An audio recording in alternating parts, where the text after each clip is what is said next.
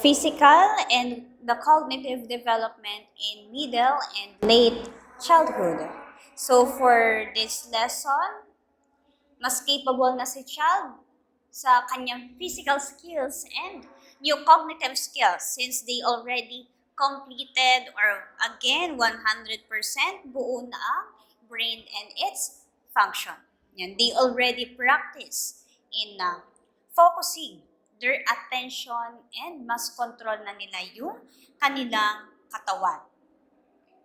Yan, the physical changes and health and the body growth ay yan, in this age, elementary na sila. Yan, their growth averages from 2 to 3 inches per year. Then, the weight gain averages 5 to 7 pounds each year. And the muscle mass and strength gradually increase and the baby fat decreases. So according to Kligman 2016, yung manonotice na changes are in the head. Yung circumference nito, pati yung waist circumference in relation to theory na height and the less noticeable is the bone. Kasi nga internal, the bones will emerge. Talagang uunti na yung bones when the child is growing. Then, the brain. The brain volume stabilizes. Significant changes in structures and regions occur especially in the prefrontal cortex. Increases in cortical thickness and the activation of some brain areas increase while others decrease. Yan. So, increases in connectivity between the brain regions as the children develop. And according to a study, a longitudinal study of individuals from 6 to 20 years of age, yung connectivity between the prefrontal and parietal lobes in childhood was linked to better reasoning ability later in development. Then the motor development naman, motor skills become smoother and more coordinated. Improvement of fine motor skills during middle and late due to increased myelination of the central nervous system. Boys outperform girls in large muscle activities and girls usually outperform boys in fine motor skills. So again, boys muscle activities. The girls fine motor.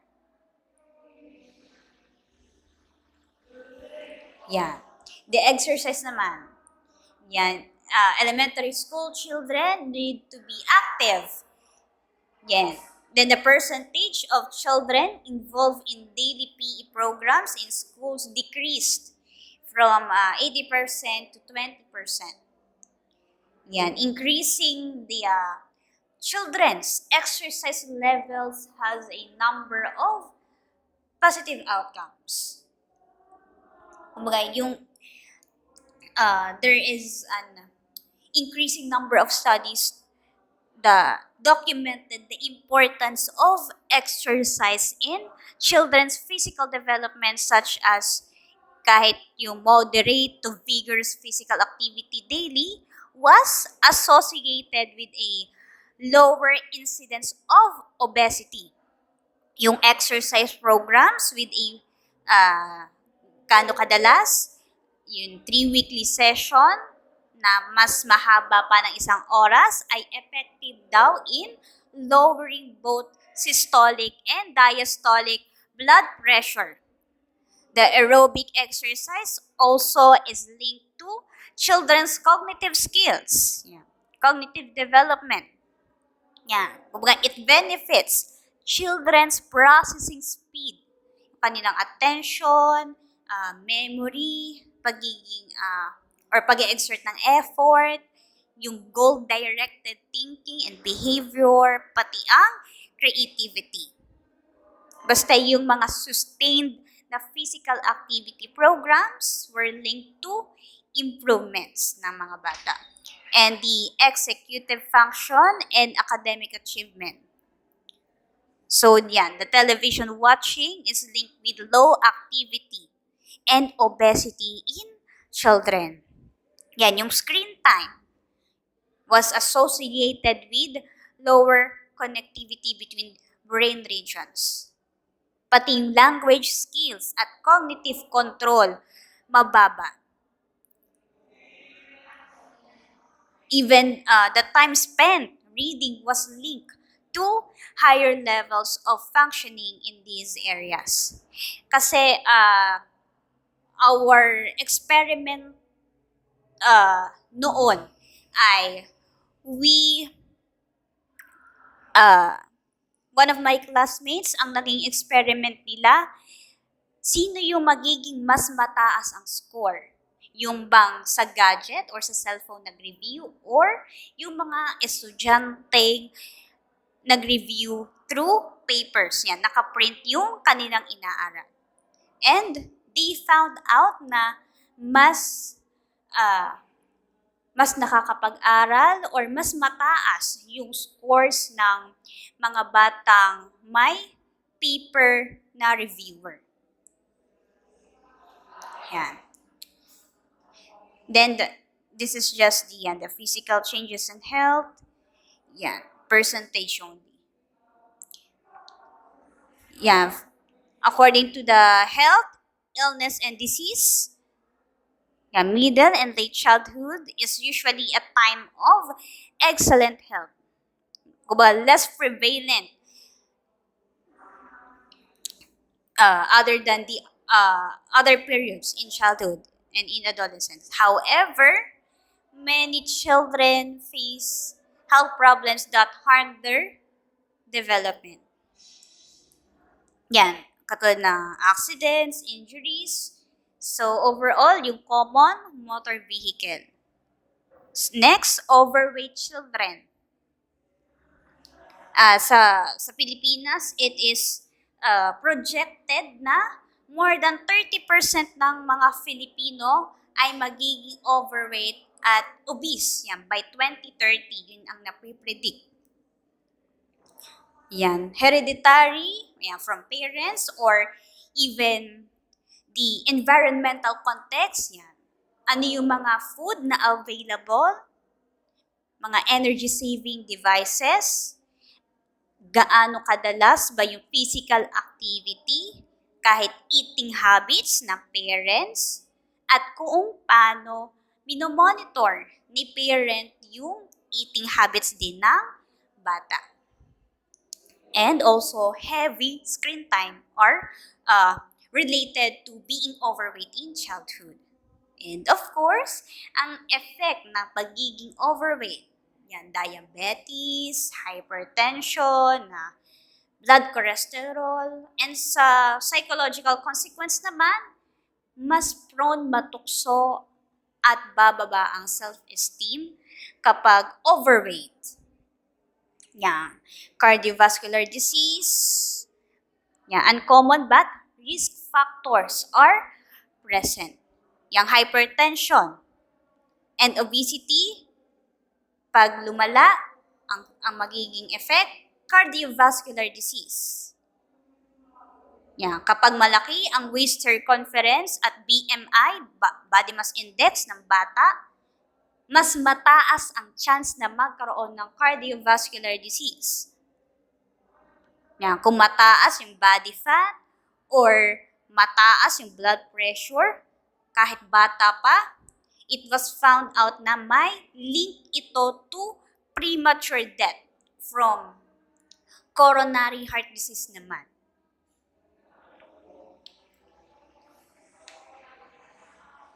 Yan, the cancer, the second leading cause of death, yan, leukemia, and children with cancer are surviving longer because of advancement in cancer treatment. Yan. Yan, mostly, yan the data of yan, kung bakit or ano yung mga disease na common sa mga bata. Yan. Yan, the scope of disabilities. Yan, learning disabilities, difficulty in learning that involves understanding or using spoken or written language. And the difficulty can appear in listening, thinking, reading, writing, and spelling. Yan, boys are identified 3 times more frequently than girls. So, among the explanations for this gender difference are a greater biological vulnerability among boys and referral bias. Kumbaga, boys are more likely to be referred by teachers for treatment because of troublesome behavior. Yan, yung types of learning disabilities, yan, dyslexia, dysgraphia, dyscalculia are most common. Of course, ang dyslexia ay impairment sa pagbabasa at pag-i-spell. Dysgraphia, difficulty in handwriting. Maalin kung sila ay mabagal magsulat or pangit, sobrang pangit talaga ng pagsusulat nila sa kanilang numbers. Yan. Even they have a lot of numbers na talagang kakaroon ng error because of their inability to match sounds and letters. Then the dyscalculia, also known as parang arithmetic disorder. Of course, from the term difficulty in math computation.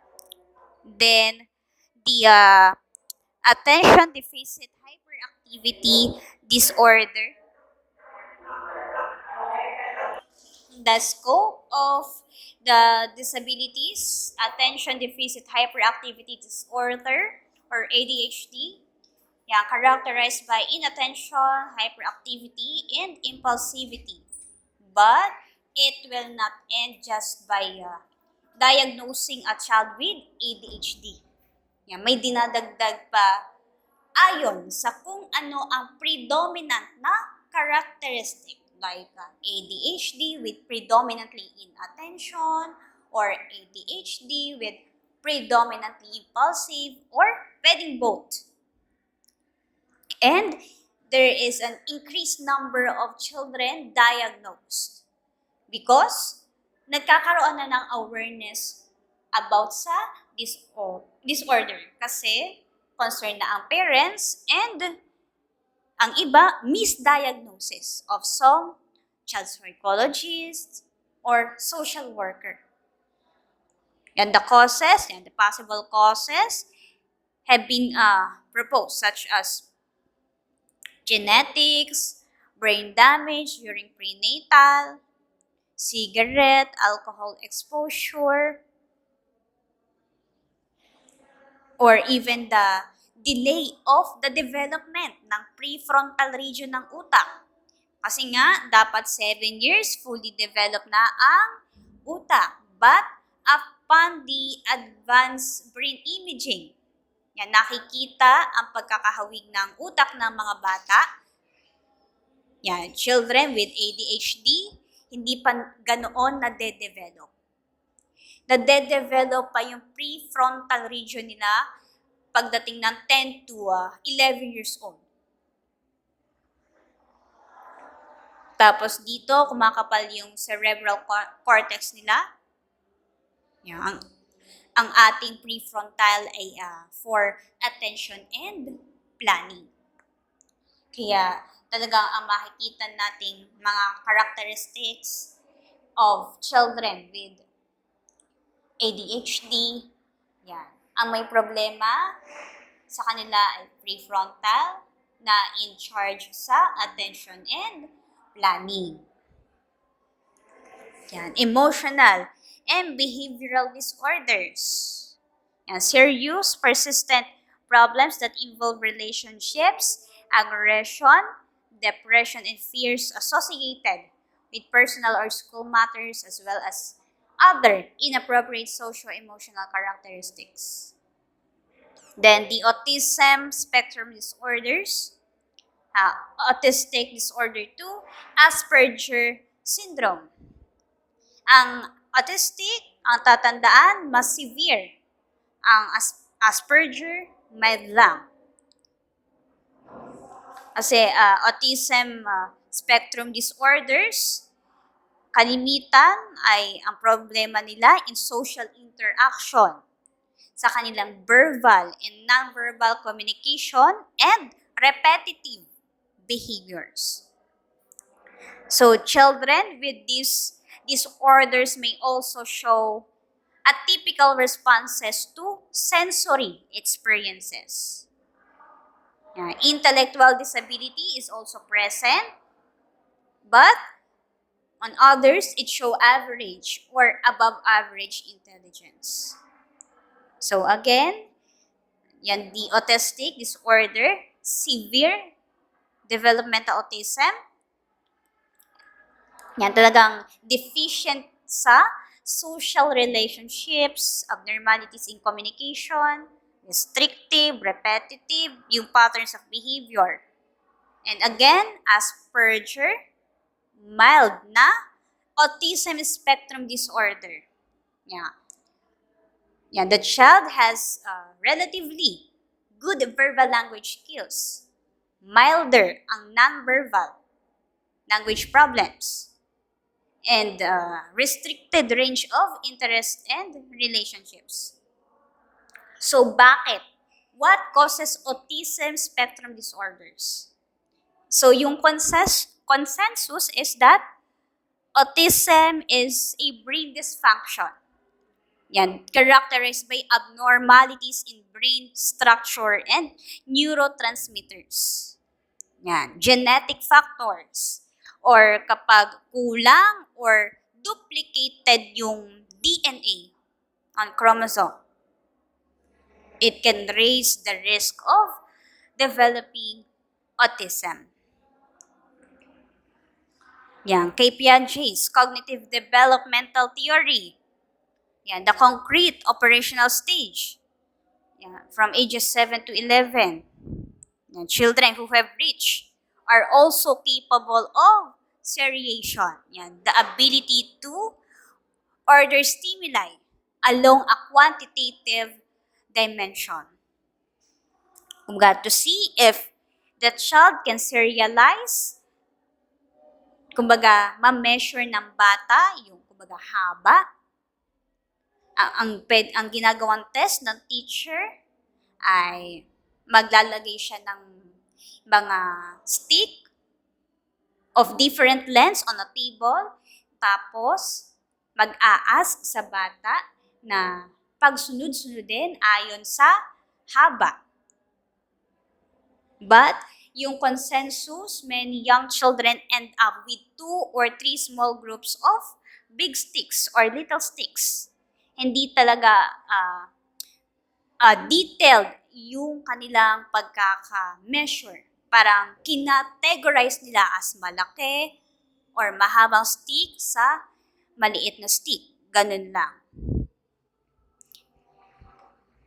Kumbaga, ang ibang ginagawa din ng mga bata, hindi nila napapansin yung isang end of the stick. Yan. The concrete operational thinker simultaneously understands that each stick must be longer than the one that precedes it. Kumbaga, shorter the one that follows it.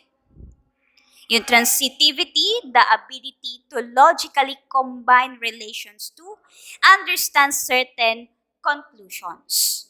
In this case, kunwari may 3 stick na iba't ibang haba. Yung, kumbaga, stick number 1 ang pinakamahaba. Ang stick number 2 ay intermediate. Ang length at yung stick number 3 ay pinaka-maliit. Kumbaga, naiintindihan ba ng bata na ang stick number 1 ay mas mahaba sa stick number 2? Ganun din ang sa stick number 2. Mas mahaba ba ito kaysa sa stick number 3? Or mas mahaba pa ang stick number 1 than stick number 3? Yan. Yan, information processing. Yan, their memory, long-term memory increases with age. Yan, the knowledge and expertise. Yan, the experts have acquired extensive knowledge about a particular content area. Yan.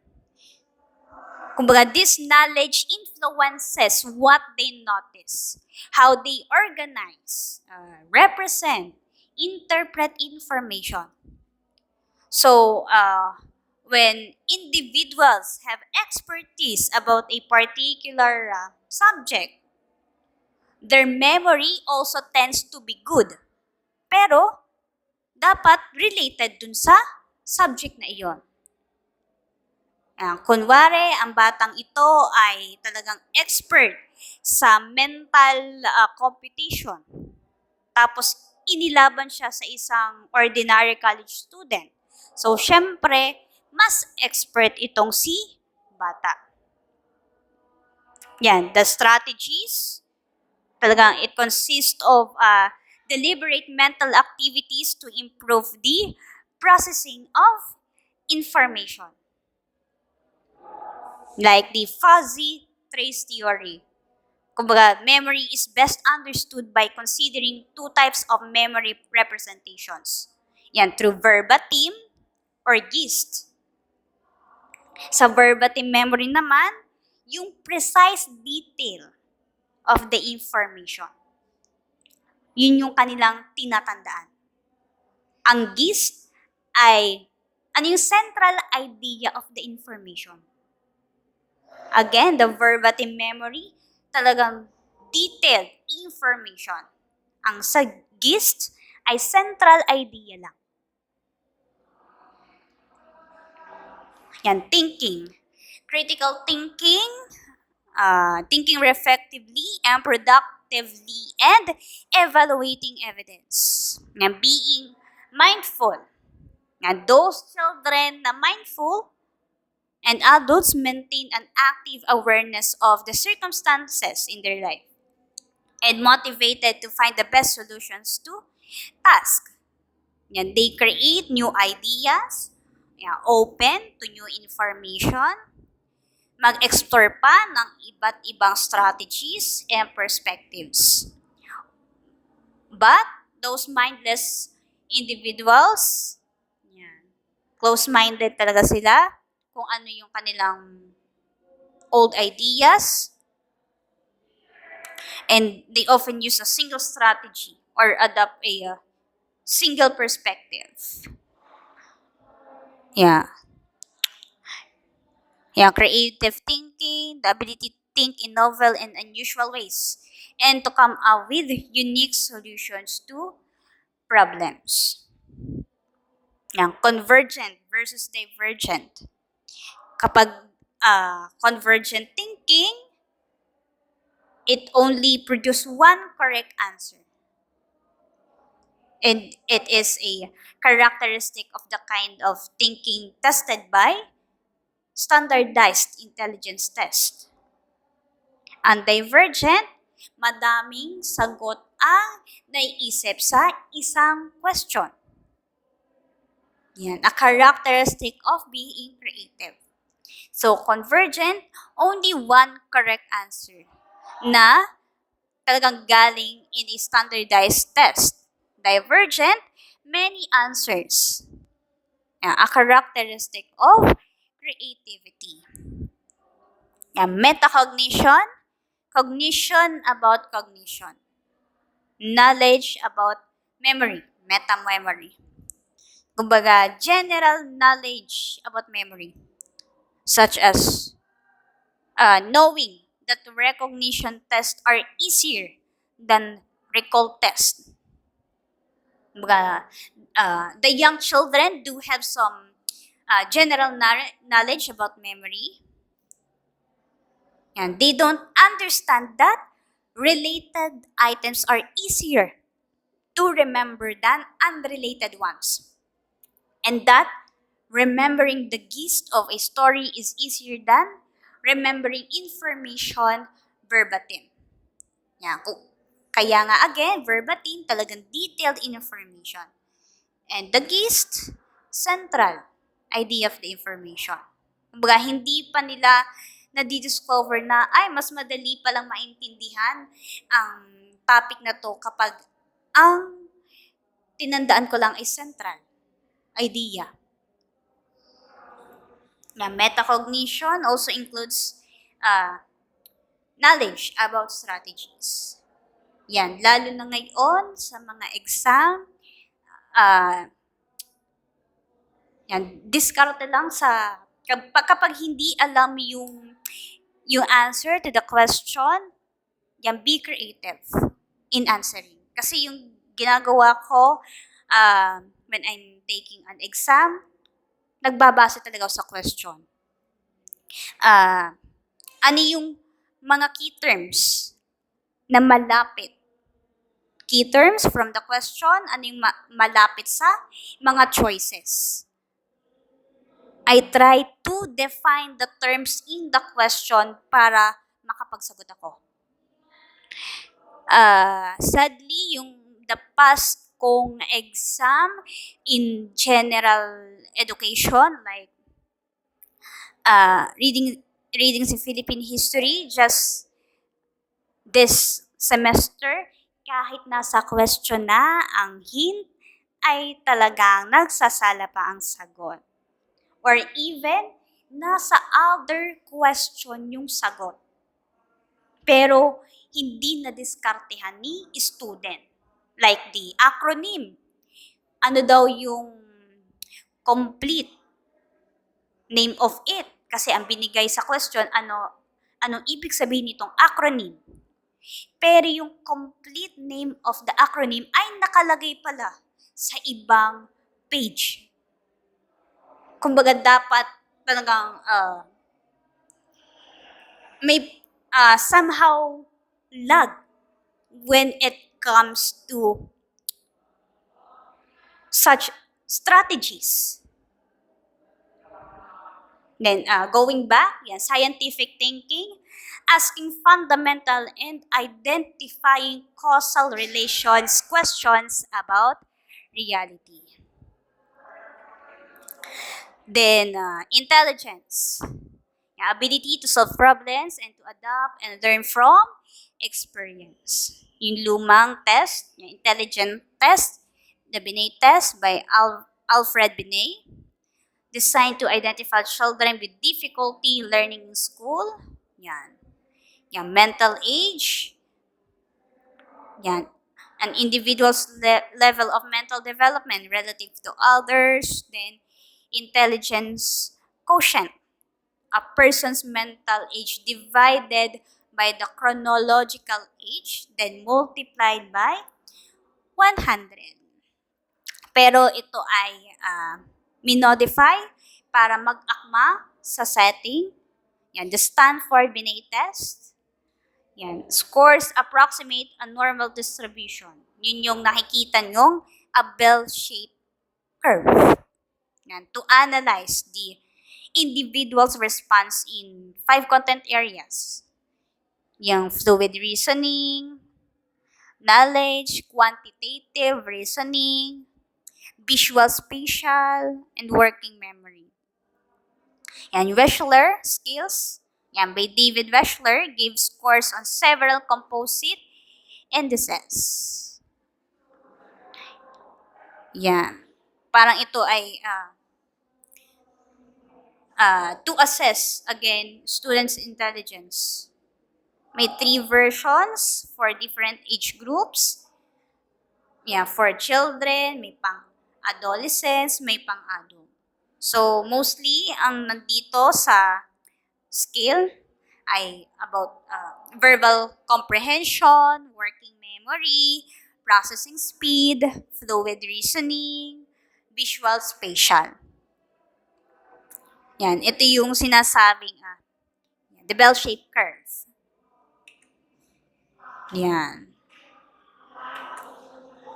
Yan, the types of intelligence.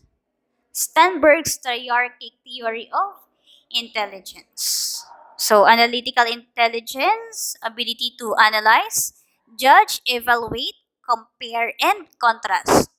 So, students with high analytic ability tend to be favored in conventional schooling.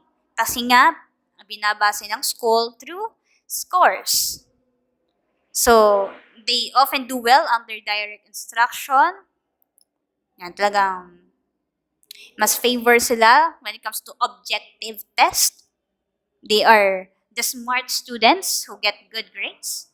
In contrast naman ay yung creative intelligence. Yan. To create, design, invent, originate, and imagine. So, those children na mataas yung creative intelligence, they are not on the top rank of the class kasi many teachers have specific expectations about how assignments should be done. At hindi ito kayang gawin ng creatively intelligent students. Kasi instead of giving exact words or answers or yung kung ano yung magko-conform sa question, creatively intelligent students give unique answers for which they might get reprimanded or marked down. Pero ngayon naman, on DepEd, ay nakikita kong madami namang activities. So, even in simple math exercise, pinapagawa ni teacher o magawa ka ng comic strip na papasok or gagamit itong mga terminologies sa math. No teacher wants to discourage creativity. Pero, syempre, if iba't iba yung paniniwala kung ano dapat ang sukatan ng katalinuhan. For Sternberg, yung desire ni teacher na ma-increase yung knowledge ng student, kumbaga naiipit yung creative thinking. Yan, talagang Sternberg stresses that when teachers want to increase the students' knowledge, it suppresses their creative thinking. Then, yung third, practical intelligence. Yung ability to use, apply, implement, and put ideas into practice.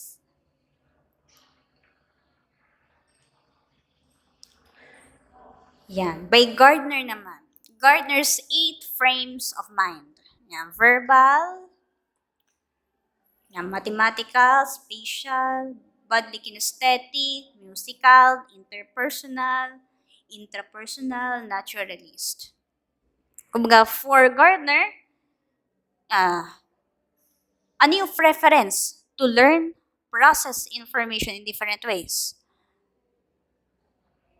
Kumbaga, people learn best when they can do so in a way that uses their stronger intelligence. Saan sila mas angal? Yeah, most researchers agree that genetics, environment interact to influence the intelligence. Yeah, for most people, this means that yung pagmo-modify ng environment nakakabago ng IQ score. Yeah, although genetic endowment may always influence a person's intellectual ability, the environmental influences, opportunities na available sa bata and adult, magkakaroon ng difference. So if you have na kumbaga kapatid na bata or nakakasama sa bahay na mas bata, yan, set an example for them to learn. Yan, in arts, sa pag-aaral, sa pagbabasa, in mathematics, kahit sa pagsasayaw, pagkanta. Yan. Kumbaga, ano yung makukuha ng bata na types of intelligence? Yan. Language development, vocabulary, grammar, and metalinguistic awareness. So, during middle and late, the changes occur in the way children's mental vocabulary is organized. So, when asked to say the first word that comes to mind, when they hear a word, yan, yung mga preschool na bata, typically provide a word that often follows the word in a sentence. And they become able to relate sentences to one another to produce descriptions, definitions, and narratives that makes sense. So, children must be able to do these things orally before they can be expected to deal with them in written assignments. So, metalinguistic awareness, yan, knowledge about language. Yan, it improves significantly during the elementary school years.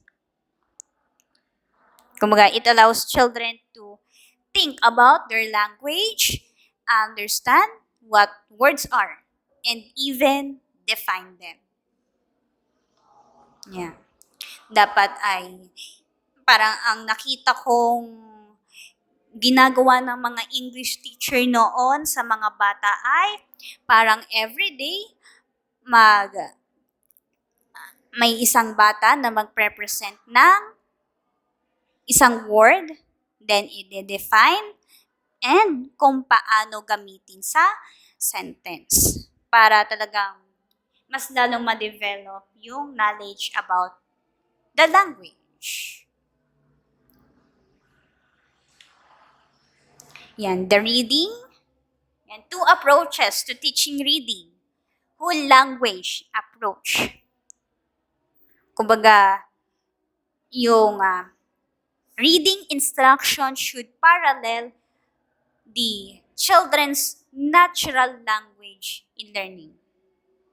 So, yung mga nagsisimula lang magbasa, they are taught to recognize whole words or even entire sentences and to use the context of what they are reading to guess at the meaning of words. Yan, children are given material in its complete form, such as stories, poems, so that they learn to understand language communicative function.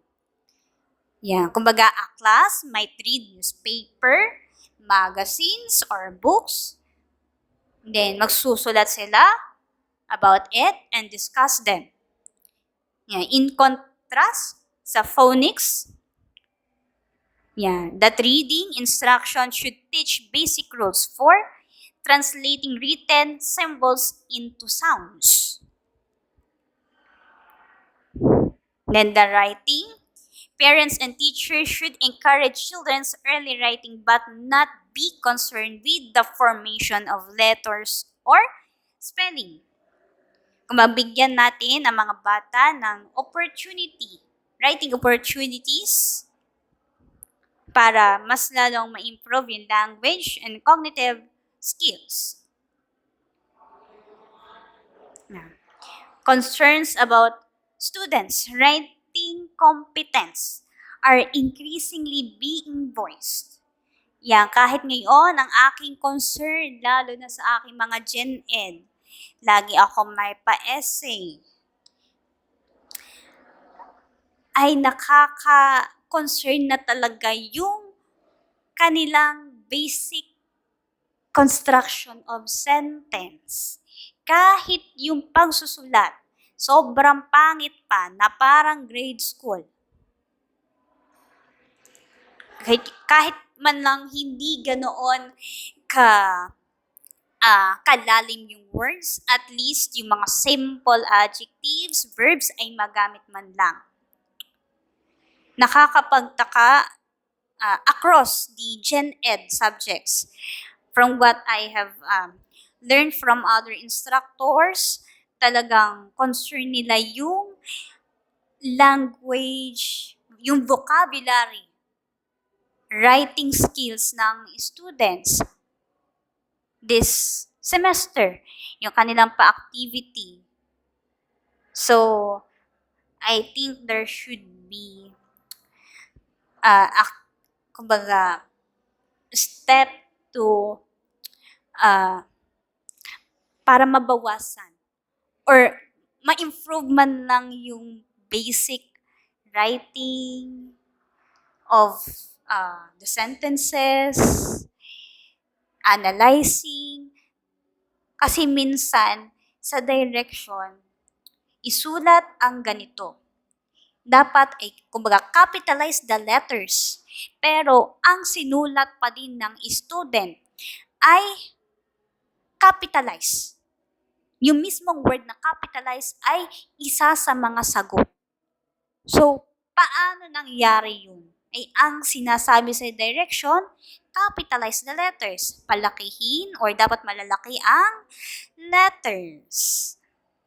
Bakit nagkakaroon ng incompetencies when it comes to the language?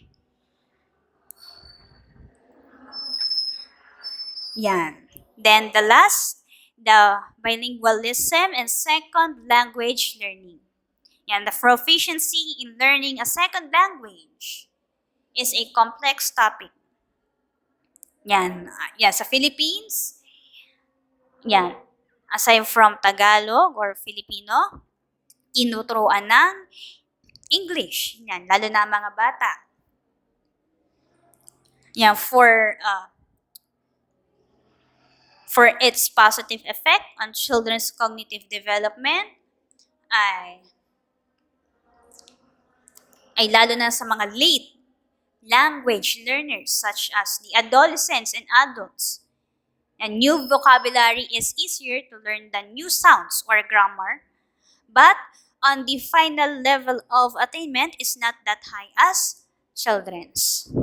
Yung mga bata na fluent sa dalawang language perform better than their single language counterparts on tests of control of attention, concept formation, analytical, reasoning, inhibition, cognitive flexibility, cognitive complexity, and cognitive monitoring. Yan. For the concern, ang parents, kung malilito ang kanilang anak kapag nag-aaral ng dalawang language simultaneously, may mga research na nagpapakita na ang mga bilingual children have smaller vocabulary in each language. However, bilingual children do not show delays in the rate at which they acquire language overall.